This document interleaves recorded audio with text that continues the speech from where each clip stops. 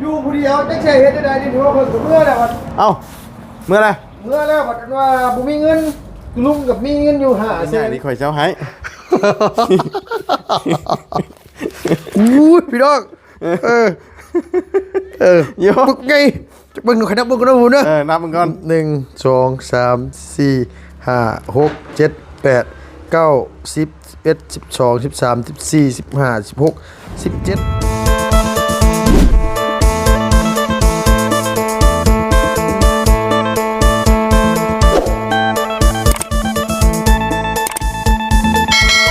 เอาพี่น้องกันเนาะมาเปิดคลิปอยู่หน้าเฮือนหน้าชานในแล้วบาทนี่เห็นแต่ทั้งนุ่งเฮิมพี่น้องเลยเนาะกำลังปัดกวดเฮือนชานอยู่พี่น้องเลยเนาะเอามาบุญกันมาฮอดมาเทิงพี่น้องกันตอนข่อยกำลังแรง4 โมงพอดีเนาะเดินทางมาคนเดียวเลยผมมีไผเลยวันนี้พี่น้องเลยเนาะเอาพี่น้องเลยสบายดีเด้อเนาะสบายดีและสวัสดีเพื่อนพี่น้องกันเบิดสุขุสู่คนเนาะพอๆกันมื้อนี้ก็คือสิอยู่กัน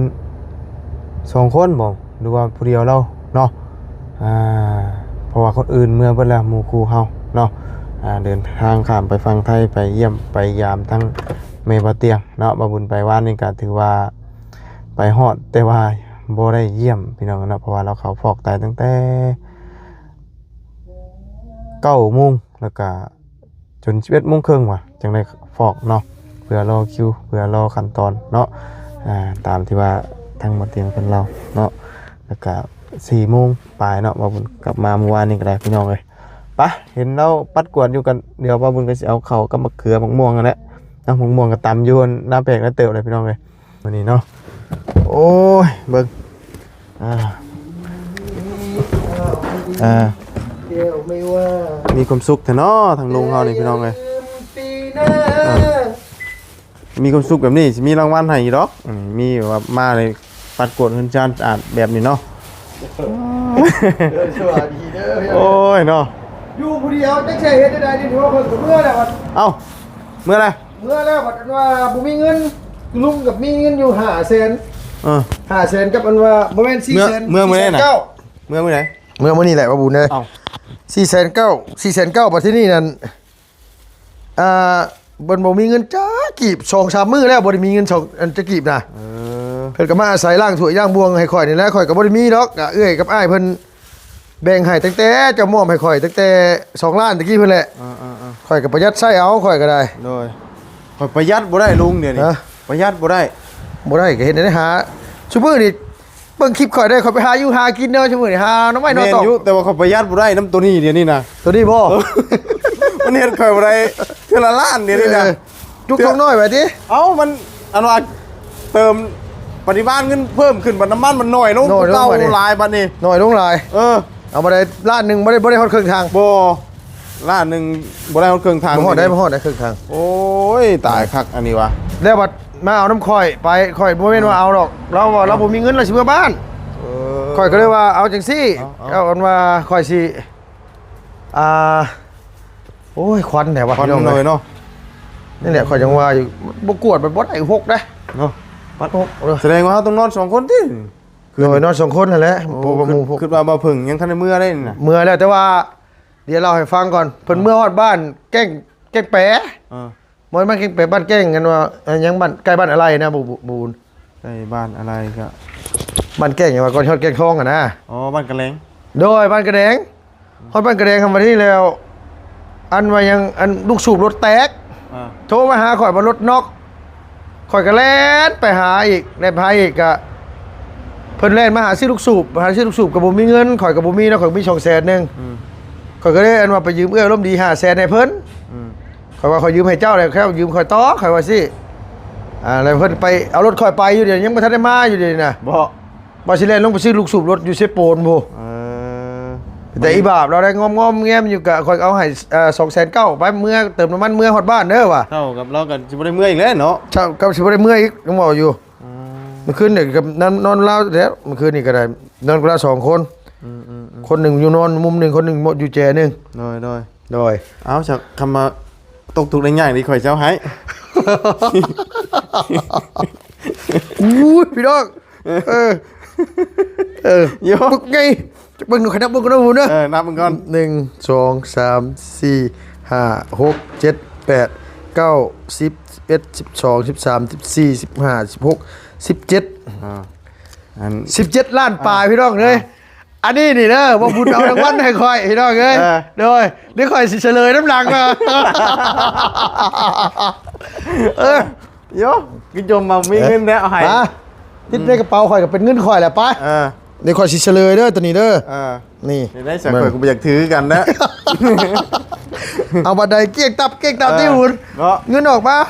เอ้ายังว่าอยู่คอยกับบ่มีคอยว่าเงินน้องติกินเงินค่าสร้างกันเฮ็ดเฮือนแล้วนั่นคอยกับบ่กล้าเอาให้หมู่ยืมเพราะว่าหยัง บางเทื่อสร้างคนไปเฮ็ดดิ จ้างเทื่อช่างเพิ่นไปเฮ็ดได้ซะแม่นบ่ล่ะคอยก็บอกว่าคอยบ่มีแต่อันนี้แล้วว่ะเพราะว่าทั้งลุงกับบ่มีคือกันเนาะพี่น้องเล่นไปอยู่น้ำเปื่อยแล้วโดยเนาะกวดเงินใช้มีหยังมาฝากมาต้อนน่ะ มีหยังเลยลุงมีแต่ข้าวนะ ป๋อเห็นข้ามไปทงไปไทยไล่บ่ได้หยังมาฝากมาต้อนอยู่นี่เลย บ่ได้เองนะเนาะเมียเองจมเขาอยู่ว่านหาซื้อก๋วยเตี๋ยวต้มยำให้เราบ่ได้เราทางกิน ตั้งพิลึกพิโลคันซำนี่บ่ได้ก็มื้อหน้าบ่ต้องมาหาข่อยคันซำนี่บ่ได้น่ะ ก๋วยเตี๋ยวต้มยำ เนาะ บ่มีห้านนั่นก็หาห้านใหม่ติเราอ่ะ น้อยตอนน้อยใจได้เนาะ ได้แต่โดนัทหาก่อนเนาะมาแล้วจมยังไง โดนัทชื่อหาชื่อกินชัยก็ได้นะโดนัทชื่อน่ะ ตรงนี้มันจะกินโดนัทของไทยเนาะไปนี่แหละได้ทำนี่ได้ค่อยก็ได้ เข้ากับบ่ช้อนทุงท่อนไทยไม่ได้โอ้ เพิ่นให้มาถุงเดียวเนาะ สีแต่บ้านนี่ สิแต่ว่านี่บ่จูดจนว่าขี้เหงื่อขี้ตองกันมันหกโพดได้บ่บุญมันหกแล้วมันปิวกลับมาเลยนี่เดี๋ยวค่อยว่ามันสิซักผ้าน้ำเนเสื้อผ้านะเบิดคักเบิดเน่ชามมือเลยใส่ตัวนี้นะ ค่อยก็เมื่อบ่ได้เบิดนะเสื้อผ้าตัว บ่ได้มือจักตัวได้ค่อยน่ะหากำลังสิเก็บกระมัง ค่อยน่ะใส่ตัวบ่ได้ซักก็ยังมีอยู่เก็บบ่เบิดป้ามีแต่ข้าวบาดนี่ โดย เนาะ ดีแล้วสาธุเถาะบ่แม่นนี่ครับมีแต่ข้าวกับสาธุเถาะนะ จักขอบแล้วนี่ โดยเฮือนก็บ่ได้กวดถึงว่าสิกวดเฮือนกวดชาติน้ำแน่พี่น้องเอ้ยมื้อนี้ก็ได้ เดี๋ยวเก็บสารเก็บหยังออก เนาะ เนาะ เก็บชาติแล้วค่อยสิกวดวัดน้ำมันนี่นะว่าสิถูน้ำแน่คันอยู่นำกันหลายคนบัดมันบ่ว่างให้เฮาถู มัน หมู่บางเทื่อบัดเฮาสิถูบัดหมู่บัดนอนอยู่สินะ เนาะ โดยใช้ถอยรถใหม่ดีกว่าไปถอยออกดีกว่าไป เหนียวบ่ โกยสิกวดที่ไหนมันวิดนี่ถอยรถใหม่ไปมาสิจับให้เอาล่ะ หยวกอะไรติ โอ้ยกุญแจมีพากันอยู่เห็นว่าก็ได้ หยวกได้นะเฮ้ย บ่นะเว้ยถอยด้วยนะ หยวกเอานี่ อยู่เอาอยู่ ติดยังน้ำมันเบื่องนี่น้ำมัน น้ำมันเปลือกแห้งบ่นั่นบ่ เบื่อง ไปโดนน้ำมันบ่ต่ำดอกนะ ตามบ่ บ่ต่ำดอกดึงไปโอ้ยพอแล้วตั้งพยุทธ์อีโลติดบาทหนึงสิเปลืองฮอด50,000พุ่นบ่เดี๋ยวนี้ ติดวันหนึ่งกันเปลืองหยวกได้สำนี่กะ โอ้ยเพราะว่ายังดอกพี่น้องค่อยสิกวดเคลื่อนค่อยมันกี่ฝุ่นกี่ถ้วยมัน เบิ่งหาเบิ่งหมึกม่วงกัน โดย ออกม่วงมาเตื คืออยู่มื้อเช้านี่ว่าสิหาข้องกระป๋อมมาบุญเอ้ย บ่ บ่ได้จักตัวมื้อเช้ามันบ่เด็ดปานใดได้ โอ้ แม่น่ะเอาใส่ตู้เย็นไว้แล้วใส่ก้อยกระป๋อมเด้ต้องหาอยู่หากินนะ เดี๋ยวพอเนียนอยู่2คนเฮาอิ่มอยู่ ใช่ นี่ พออยู่เฮือนบ่นี่น่ะ โอ้ จังซี่นี่แม่จังหน่อยก็ฮู้จักเอามะม่วงมังไม้มาฝากกันได้แม่ ม่วงมาเตือนเสือกมาเตือนแต่ว่าเนียน2คนบ่ได้กิน แม่นนินตอนแรงก็ได้บ่เจ้าข่อยแกงหน่อไม้ได้กินไหมข้าวน่ะแกงหน่อไม้บักแซ่บเลยกินข้าวน้องก็มีเมื่อกี้นี่แม่นแซ่บหลียำรับอยู่สีมือยังบ่ได้ตกนะบ่ได้คิดฮอดสีมือข่อยบ่เมื่อวานน่ะมื้อน่ะ โอกะเมื่อกันอยู่เฮ้ยบ่ได้ค่อยเฮ็ดกินในเมื่อบ้านเอาเบิ่งแกงหน่อไม้ก่อนพี่น้องโอ้ใส่ไก่บ่ ใส่หมูแซ่บจะเชื่อขอโทษ เดี๋ยวจังหน่อยจังกินพี่น้องเลยเนาะ มาฮอดมือ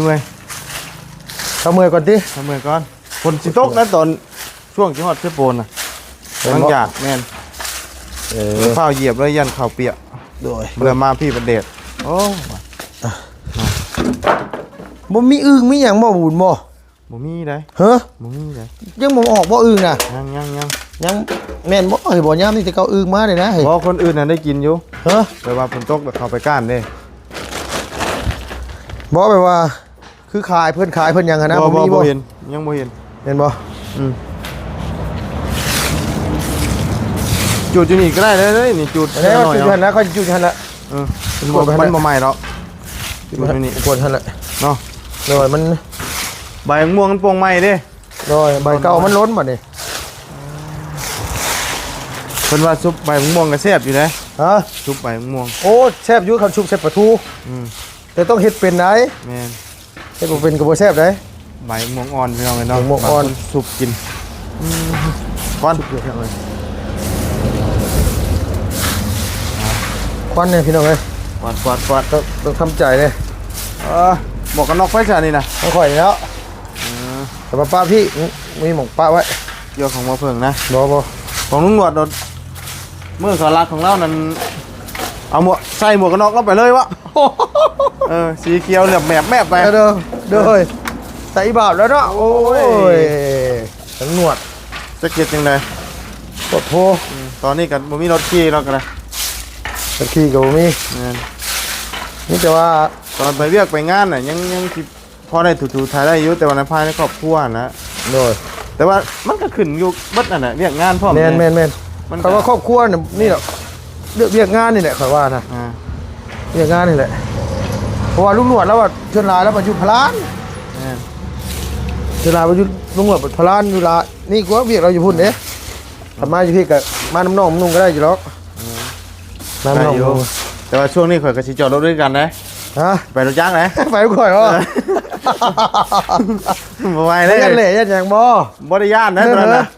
ไอ้ย่านเป็นตัวบ่มีเงินนี่นะเดี๋ยวนี้นะ ยันว่ายันเหล่ยันยังเนาะยันว่า ข่อยบ่ได้เคยย่านหรอกตอนนั้นเขากัน ยันว่ายันเพิ่นติว่า โอ้ดำหน้าตากแดดได้จ้ะ เดี๋ยวมันต่างกันได้แล้ว คือเก่าเลย อีโก้เพิ่นเด้เคยนั่งรถใหญ่เด้ บ่ได้ เออ บ่ขึ้นได้ บ่ เลย ย่าน ตัว บ่ นั้น ย่านบ่ บ่ย่าน บ่ย่านเนาะบ่ย่านมันไปน้ำสิเป็นหยัง อืม เออ เบิดอ่ะ ดีแล้ว อ่า เบิดบ่ เบิด หาแต่เบิดนี่ เบิดแต่หึงแล้ว โอ้โหคือว่าหาแต่เบิดนี่คือเก่งแท้ข่อยเบิดแต่หึงแล้วข่อยนั่นใช้หากับไฟกับพี่น้องเอ้ยโอ้เจ็บแอวได้บ่บุญเลยเจ็บแอวได้ข่อยได้ แม่น เป็นโรคไตบ่จักพี่น้องเอ้ยกินหยังสิกินสิเช้าอ่ะ อืม ตอนนี้ยังบ่ทันได้เฒ่าเป็นหันเป็นนี่ โรคไต กัน นะ เนาะ ฮะ ว่างไหนโรคไต เด้อ เลยอืม เจ็บแอวซีกขวาว่าบ่ได้ แม่น ฮะ โอ้เพิ่นบ้างเพื่อนบ่เพิ่น โดย เพิ่นสิปลุกใหม่บ่ เป็นสิบุกใหม่เพิ่นว่าให้ทีมงานเศร้าเพิ่นว่า บ่ โดยทีมงานก็คือว่าเอาได้คือชื่อมื้อนี่ก็อยู่ ชาวไปยังจำนี่ก็ยัง โดย ตายเลย สำนี้ก็ยังบ่มีชดชนสินอนนี่ติ ก็เดินกลับไปกลับมา โดย แล้วก็มีสองหลังเลยเด้จัก โดย ไปนอนพุ่นกัน อยู่รู้เหมือนกันนะมื้อบ่เสียงข่อยบ่ฮู้ว่านี่เพิ่นไปนอนพุ่นแน่ เอาปล่อยจุดเอาเด้อ ฮะ มันใบม่วงหล่นลงมาพี่น้องเลยนอนสองคนเท่าแล้วมื้อแรงนี่หมู่กูกลับไปแล้วพี่น้องเลย โดย เนาะบ่เพิ่งกันจักสิได้กลับหรือบ่ติ ขอยญาติเย็นบ่ได้กลับหลายๆกว่า เนาะ พอแล้วเอารถข่อยไปอยู่ข่อยสิไปถ่ายงานก็บ่ได้ไป เออพอได้ยิน ทาน ทั้ง ฮะ พอต้องใช้ว่ายังเห็นบ่เพิ่งอยู่เพิ่นว่า โดย เนาะมาจุดตัวนี้ต่อเนาะ ตัวนี้มันยังหน่อยอยู่บ่ได้ ฮะ ยังหน่อยอยู่บ่จุดกันตัวนี้ ไม่วันนึงกันนั่นแหละ พอแล้วเท่านี้แหละนี่นะเดี๋ยวมันหลายกว่านี้แน่ อ่า มันจุดแบบนี้มีแต่ไปคั่วตัวนั้นน่ะยังปิวเขาเฮือนเขาชานมันยังดอกพี่น้องเอ้ย ๆเอา จุด จัง ต้อง หน่อย จุด จัง ตอนมันอยู่ได้ เดี๋ยวกินข้าวกินน้ำก่อนจังไปหาเยี่ยมยามถามข้าวทั้งน้องกองวี โดย เนาะ เนี่ยยังว่า ท่านได้ไปหากนมาฮอดพี่น้องเลยไปกินข้าวกินหยังกันคุมไฟให้มันหมดก่อน นี่แหละ เราบ่มากกะขี่รถไปเหมือนกันนี่แหละ โดย ถามมาเพิ่งมากกะจังมื้ออื่นจัง บ่ตูนอาจารย์ลาวบ่บุญสารวัตรเนาะข้ามไทยมื้อนี้เนาะ บ่ตูนข้ามบ่ ข้าม เออ ข่อยก็อยากไปอยู่บ่บุญแต่ว่าข่อยแบบมีติดภารกิจอยู่พี่แน่เฮาก็อีกอย่างก็ว่าขอโทษนํพี่น้องนึงเรื่องเงินนี่แหละว่าจากใจเลยเรื่องเงินข่อยน่ะว่าของดีเงิน ไปว่านี่โดนปรับ 1,000 บาท กับบัตรประชาชนน่ะบ่าวเพิ่งยืมบัตรข่อยไปแล้วบัตรจังเราไปเฮ็ดบัตรข่อยได้ใดข่อยบ่เห็นบัตรข่อยเดี๋ยวนี้ข่อยถามมาก็บ่เห็น สำนึกว่ามีบ่ ฮะ สำนึกว่า สำนึกครัวน่ะมีอยู่ ได้ไปสำนึก แต่เรื่องนั้นน่ะบ่ใช่ปัญหาดอกเรื่องนั้นนะแต่ว่าเรื่องตัวข่อยเว้านี่แหละเดี๋ยวนี้นะ เงินบ่ เงินนี่แหละเรื่องเงินนี่แหละพี่น้องเอ้ยที่แบบว่าอยู่ได้ฮอดชั่วโมงนี่ต้องขอบมุกขอบใจขอบบุญขอบคุณทั้งเอื้อยทั้งอ้ายเพิ่นที่แบบว่าทั้งเอื้อยที่มาฝากมาให้ข่อยที่ว่าเจ้าสะใภ้ใส่เตาถ่านมื้อนั้นนำแน่แล้วก็อ้ายเนี่ยจะดีผู้เพิ่นนั้นว่าให้ลุงพาซื้อกันว่าเสื้อผ้าเด็กน้อยหันเนาะ ข่อยก็เอ้ยเพิ่นให้มื้อนั้นสอง แล้วก็ เติมน้ำมันมาเบิดเลย แล้วก็อันมาทั้งประตูนเพิ่นอันว่าเอื้อยฮักทั้งประตูนเพิ่นฝากมาให้ประตูนให้มอบให้ข่อยก็ล้านปลายหั่นก็รวมกันเลยก็ไอ้ฮักลุงหั่นให้100นึงพี่น้องเอ้ยตอนนั้นน่ะ100นึงก็มันก็ประมาณ2ล้านรวมประมาณเงิน6ล้าน7ล้านนี่แหละประมาณบ่บุญนี่ข่อยจะอยู่5ท่าชั่วมื้อนี่แล้วข่อยก็ประหยัดอีกนะข่อยประหยัดกินดีๆได้จังอยู่ได้ฮอดปานนี้ได้ ผมประหยัดบ่ได้ครับ ฮะ มันประหยัดบ่ได้เลย ข่อยก็บ่ว่าถามว่าเรื่องกินน่ะข่อยก็ประหยัดอยู่แต่ว่าเรื่องของผักของต้นเฮาก็มีไปฝากเพิ่นสินะ เพราะอันเรื่องกินนี่แล้วประหยัดได้อยู่แต่ว่าตัวนั้นนะ เออ ประหยัดบ่ได้ โด ดี ย ได้ลุง ว่าคือมื้อนี้ก็ข่อยก็พาให้น้องๆพาไปหาหน่อไม้มาแกงซื้อหมูมาซื้อหมูมาอันว่า35,000กิบมาใส่พอได้เหมือดใส่กันเด้ก็แล้วไปนะกินได้ก็แล้วหรอกพี่น้องเอ้ยเรื่องกินน่ะมันบ่ปานใดหรอก อายุอันตัวการกินน่ะประหยัดได้ โดย อยู่แต่ว่าตัวอันขาวๆนี่แล้วมันจะประหยัดบ่ได้ มันจะน้อยว่าเปลี่ยนน้ำมันเครื่องจะน้อยว่าน้ำมันลดหน่อยเนาะ เอ้าสิมาเลยได้นี่ หน่อย เออ น้ำมันเครื่องนี่ก็ยังคิดได้ไล่ก็ต้องล้านปลายพี่น้องเอ้ยเฉพาะน้ำมันเครื่องน้ำมันเฟืองน้ำมันไฟน้ำมันเกียร์น้ำมัน แม่น นี่อีกรวมไป6-7-8ล้านพุ่นนะ 8ล้านปลาย พุ่น รวมตอนนั้นน่ะแต่ว่าที่ทยอยเปลี่ยนเอาเทื่อละ เท่าน้อยบ่ เทื่อละ3ล้าน4ล้านนี่นะ โดย ถ้าบาทเดียวตายรถ มันบ่ไหวเนาะหมู่ บ่ไหว เนาะ เอ้า เพื่อนนี่ก็หกแท้ๆเลยพี่น้องเอ้ยจักเช็ดได้ไดคันสิแบบว่าคันเฮาอยู่ผู้เดียวสิเนี่ยใครแน่มันก็หนึ่งมาเฮาก็มีเวลาเฮ็ดแน่บ่ว่าเฮ็ดไปมันก็บ่กวนหมู่สินะบางเทื่อว่าเฮาเฮ็ดบัดหมู่นั่งกินข้าวกินน้ำแน่บัดเกรงใจกันบัดบ่ได้เฮ็ดซะ นี่แค่นี้กวดแล้วก็แล้วยังเฮือนในเฮือนหมดได้บ่นี่ไหน เออ ยังในเฮือนบ่นี่นะเล็กน้อยสิแล้วนี่แหละก็ เอา ว่า กู้ศาสตร์ออกแล้วก็ปัด โดยนี่แต่ว่าคันว่านั่นก็สิปัดสิกวดจักหมู่สิมามื้อไหนนำแน่แต่ละคู่เดี๋ยวคนมาวุ่นแจ้งอยู่บ่เพิ่นแจ้งบ่ บ่นะแต่บ่ได้มีไฟแจ้งนะ บ่ยาวขึ้นมามื้อใดใช่บ่ยาว ยังบ่ฮู้คือกันนี่ก็นะ บ่ยาวน้องนิว เพิ่ว่ากำลังดำเนินการเพื่อนน้องๆน้อยๆเพิ่นอยู่ โอ้ กำลังตั้งเสาเทคาน โดย เบิดนั่นก็จังว่ากันมั้ง ก็บ่ได้ น้อง มีหยัง น้องน้อยก็ทางทีมงานสิตั้งเสาที่ค้านให้น้องเพิ่นบ่ ตั้งแล้ว บ้านนี่ โดย แต่ว่างบมีแต่ตั้งเสาเทคาน ทีเดียวก็มีแต่ว่าให้น้องเพิ่นนี่เองเนาะ แม่นมีมากอ่ะเฮ็ด เฮ็ด ต่อ เนาะ บ่มีก็ หยุด ไว้หั่นน่ะก็คือที่เห็นที่ผ่านมานะ โดย เนาะ แม่นพี่น้องเอ้ย มัน จูดนั่นว่าขี้เหงื่ออ้ายเอ้ยหกมั่างบดมือได้แล้วกะ อ๋อ โดย มั่งแล้วก็สิปลุกใหม่แน่เนาะ แมนบ้าว่ะ โดย บันเบิดเบียกงานเฮ็ดนี่สิซ่อมแซมเอาตัวนี้แล้ว อันว่าสิเฮ็ดห้านขายกับข้าวไทยบ่ยามแมลงพอได้ตั้งขายนี่บ่ อ๋อ ถ่ายคลิปมื้อละ4-5คลิปแล้วได้ก็มา เนาะ เอ้าตั้งเฮ็ดกับข้าวไทยอยู่นี่บ่บุญเด้ย ได้อยู่นี่เนาะ เอานี่ เอากระลือตัวนี้ออกเนาะ เอากับปัดกวดจุบเจือนี่ เออ เห็ดครัวอยู่นี้นี่ เออ มาเพิ่นมาเห็ดกับพัดชวดชวด โอ้ยสีมือเขาได้นะบ่ย่านก็ได้ บ่ย่านก็ได้เนาะข่อยว่าเนาะ ว่าสิบ่ได้ขายสีมือบ่ได้นี่แม่นบ่ได้ขาย ยารถติ ยารถอยากเฮ็ดดูปานใดก็ยาล้าง ห้านนี่อยากดูบันไดกระช้างเนาะบุญเนาะสีมือบ่ผ่านก็คือเก่าเนาะ คือเก่าเจ้า ข่อย เฮ็ดทาง เบิ่ งาง ม ข่อยเบิ่งคลิปในอันว่าเพิ่นรีวิวอาหารอยู่ประเทศไทยนะยายอันหนึงนะเราแบบรุ่นแบบดึกดำบรรพ์นะว่าง่ายนะแบบรุ่นแก้กระดูกไปนะ อยู่เฮือนเราอยู่ลืบผู้ใดบ่บุญนะเขาจะนำตามเข้าไปกินนะแบบเต็มชั่วมือห้านแล้วนะ แซ่บเนาะ แต่ว่าอาหารป่านะเราเห็นแบบอาหารป่าพวกต้มปลาเครื่องปลาอย่างเช่นแล้วแบบ แต่มันถือใจคนกินเนาะ มันก็ตาม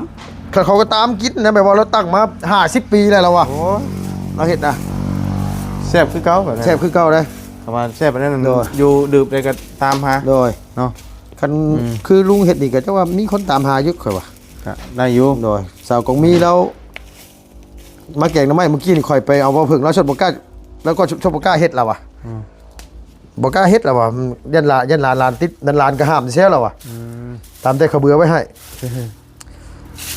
ก็ว่าง่ายกะมันอยู่น้ำสีมือเฮานี่แหละพี่น้องเอ้ยเนาะแต่ว่าข่อยอยากอย่างหนึงมาบุญเลยข่อยอยากผัดพริกแกงหน้ำไม้ส้ม โอ้เจ็บท้อง หน้ำไม้ส้มโอ้ยบ่เจ็บหมูสามชั้นหมูสามชั้นเนี่ยมาทอดกรอบๆผัดพริกแกงใส่โหระพาทุกน้องเลยหุงข้าวเจ้าขึ้นยอดเมียจะจ้อยข่อยบอกไปเลย เมื่อนอน3-4คืนลูกสาวเขาบ่อยากให้มา ลูกสาวข่อยนั่นแม่บอกว่าพ่อโทรมาลูกได้ยินมามันพ่อโทรมานึกว่าพ่อมาลูกแล้วนอกหน้าเฮือนพุ่น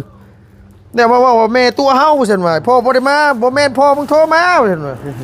อยากเมื่ออยู่ได้พี่น้องเอ้ยเรื่องแล้วหลานๆถามมาลุงเฮิมเจ้าบ่อยากเมื่อหาลูกบ่โอ้ยไผสิบ่อยากเมื่อพี่น้องเนาะเพราะว่า เมื่ออยู่ เขาก็ นี่กินฮอดลูกจ่อยมานี่ แต่ว่าเฮาหาเงินนี่แหละบ่ง่ายซะก็ได้ไล่ของ YouTube ชั่วมื้อนี้ก็บ่ง่ายร้อยหลองอปั้นน้องไอดีดอคันเฮาบ่สู้บ่เฮ็ดนักพี่น้องเอ้ยบ่จากใจเลยแบบว่าบ่สู้แฮงนักเนาะบ่บุญเนาะ แม่น ต้องคิดฮอดก็อดเอาสินะ ๆคิด แต่ ฮ ว่า อดนะ คิดฮอดลูก ข้าว เต้า เหนียว อะ คิดฮอดลูกคิดฮอดเมียพี่น้อง โดย แต่ว่า ลูกบัดสิมามันยัง เอา กอดแข้งกอดขาไว้บ่ ข่อยมานี่ข่อยบ่ได้บอกลูกข่อยได้คันว่าข่อยมาข่อยเมื่อนี่เวลามานี่เห็นบ่เมียข่อยบ่ได้ถ่ายคลิปแล้วยันลูกเห็นน่ะแล้วอีบ่าลูกแล้ววะ จนขับรถออกมากันคือกระบาบลูก แต่ว่ามัน